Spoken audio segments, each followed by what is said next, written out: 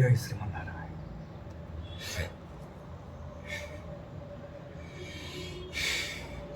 Actually కడుపులో కొంచెం మల ఉంది. మల ఉంటే అంటే కొంచెం ఎక్కువసేపు చేయలేము, శ్వాస కానీ ఇవి కానీ స్టోరేజ్కి ప్రాబ్లం. ఇవన్నీ క్లియర్ చేయాలంటే ఈ రోజంతా ఉపవాసం ఉండి ఏమి తినకుండా నీళ్ళే తాగుతుండాలి. లేదా జ్యూసులు తాగినాం కాదు, పాలు కంపల్సరీ రాత్రి తాగినాం కాదు, నైట్ తాగినాం కాదు, తాగొచ్చు. మితంగా ఒక 2-4 అరటిపళ్ళు తిన్నా పర్లేదు, 5-6 అరటిపళ్ళు తిన్నా పర్లేదు తిని. ఆఫ్టర్ దట్ అంటే మొన్నటి చేస్తే కొంచెం మన ఆదాయంలోకి వస్తుంది.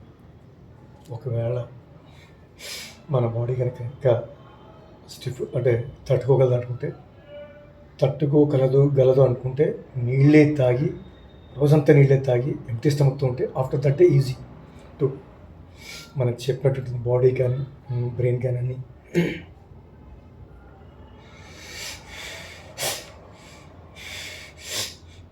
ఫ్రెండ్స్, చిన్న రిక్వెస్ట్, ధర్మో రక్షతి రక్షితః.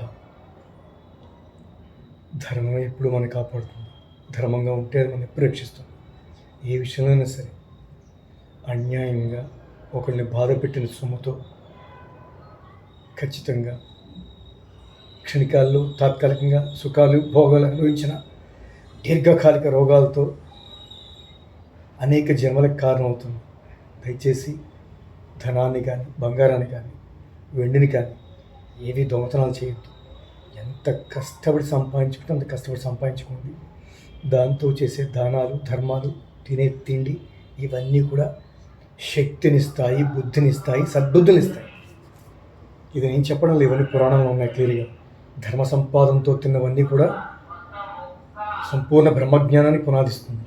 ఎందుకంటే ధర్మం ఉంది కాబట్టి ఆ జ్ఞానానికి తీసుకెళ్తుంది అన్నమాట. అధర్మంగా ఉన్నది రాక్షసత్వానికి తీసుకెళ్తుంది, నరకానికి తీసుకెళ్తుంది. అందుకని తెలుసుకోండి, ధర్మంగానే బతకండి, ధర్మంగానే ఉండండి. ఏ యుగంలోనైనా సరే ధర్మమే గొప్పది. ధర్మాన్ని ఆశ్రయించే ఉంటాడు భగవంతుడు. సాక్షాత్తు ధర్మమే శ్రీమన్నారాయణ.